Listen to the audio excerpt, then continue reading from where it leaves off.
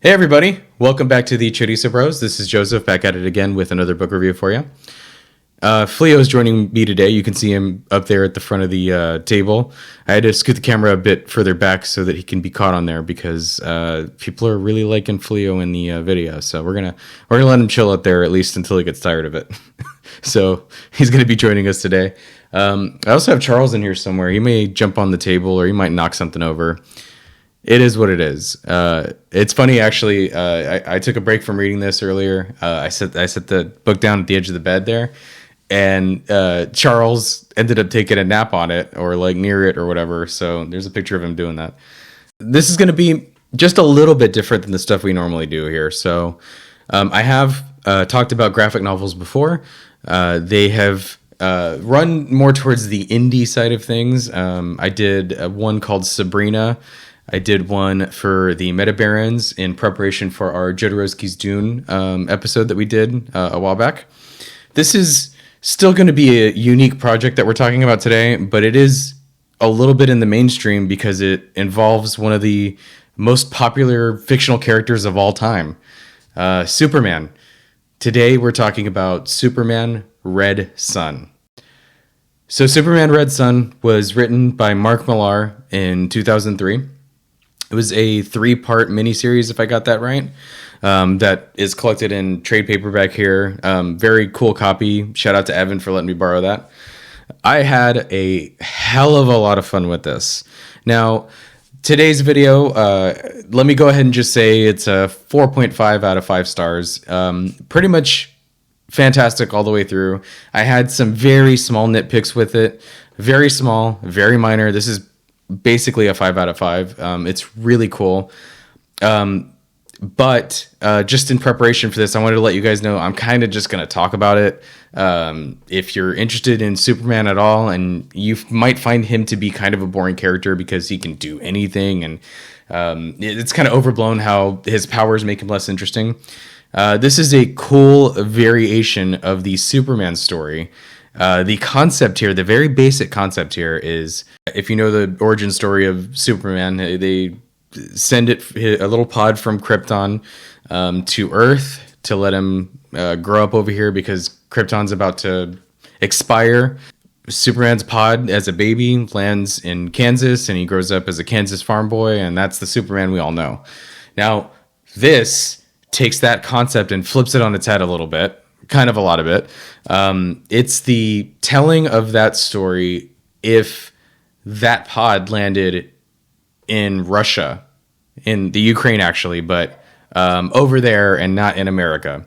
So yeah, the pod lands in a little collective farm in the Ukraine, and of course they discover his powers, and he becomes the Superman of Cold War Russia. It's fantastic. So the concept here is pretty strange. It's out there. And Mark Millar was not afraid to dig in here.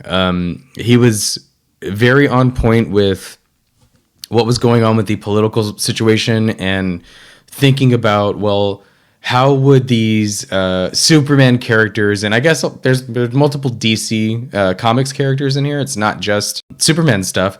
There's cameos by other characters. Other characters may play big parts in what happens in this plot.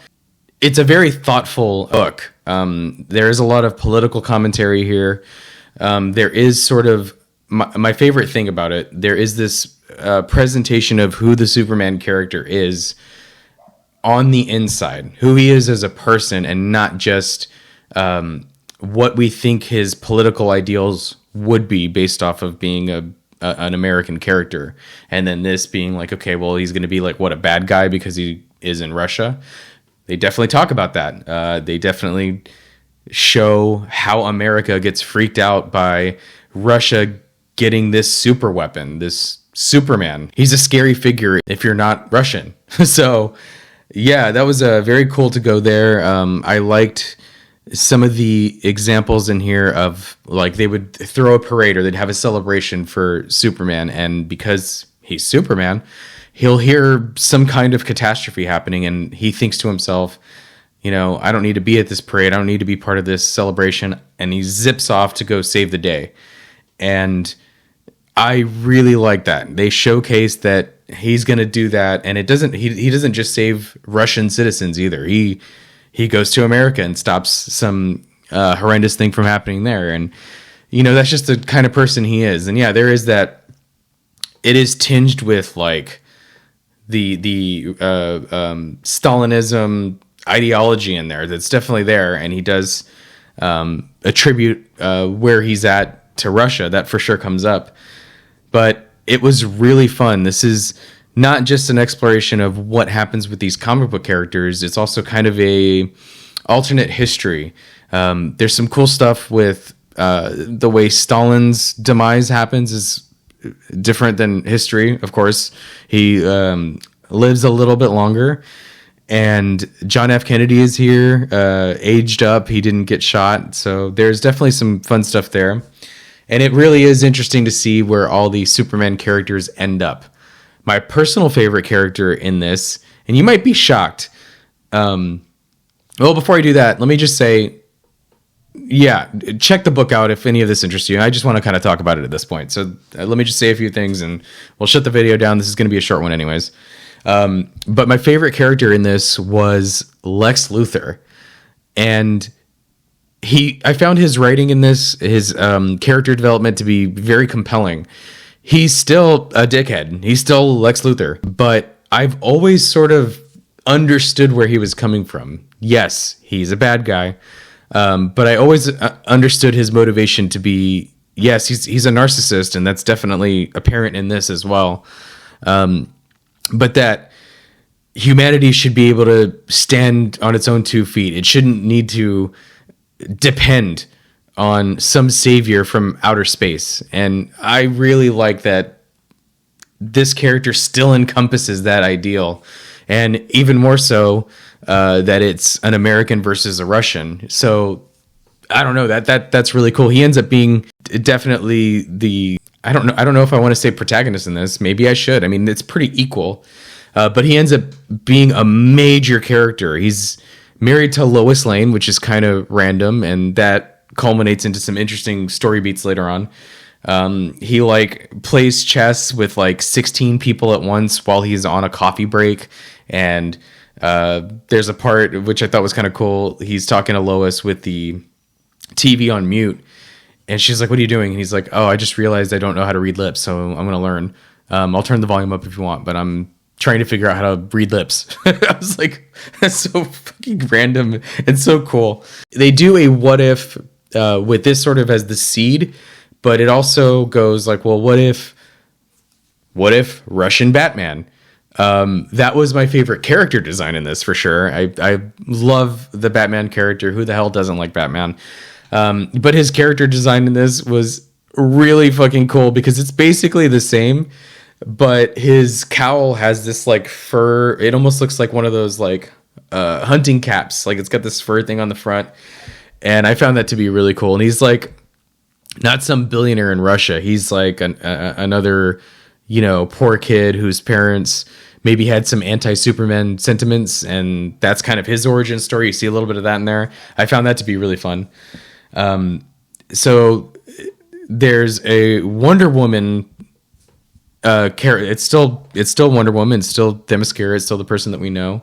Hippolyta is still her mom, but she ends up sort of getting this bond with Superman, and they go on adventures together. And that was kind of cool that Stalin would use Themyscira and try to get them to be politically aligned, which was kind of really interesting.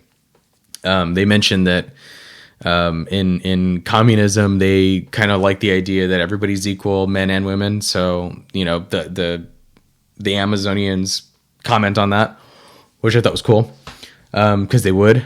There's recurring bad guys in here too, the ones that we are familiar with. Their origin story is a little bit different through the course of this because Lex has to take Superman down no matter what, right?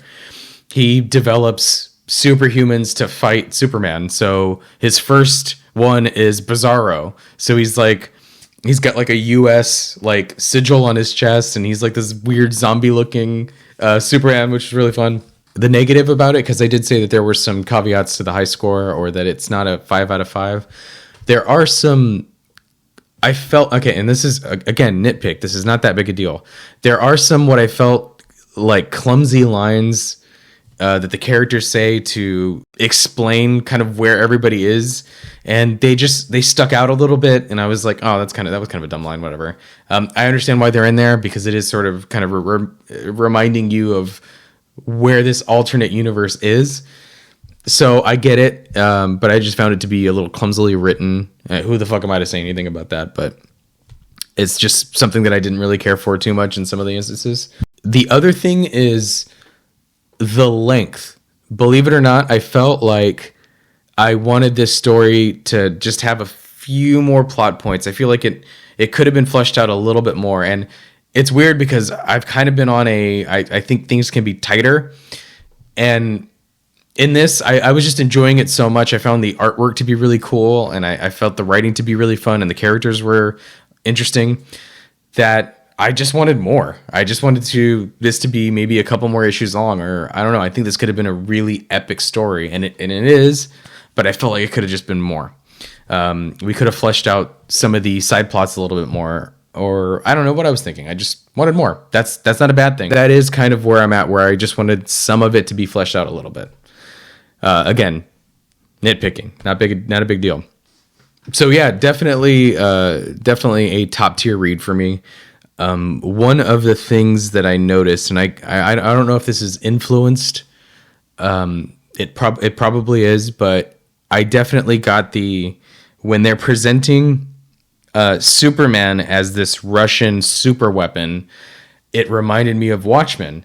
It reminded me of how in that universe, parading around Dr. Manhattan as this American superhero, this super weapon, and showcasing his abilities, and then the fear that like the Russians had over what was going on with the American super weapon was, I don't know, I really felt like there was a parallel there. I don't know how much of it was influenced, or is it just a natural thing that would happen in a alternate history universe like this, where yeah, we would be freaked out if a country, another superpower, was blatant about this ability they have now, this agent they have who can, from our eyes, do anything.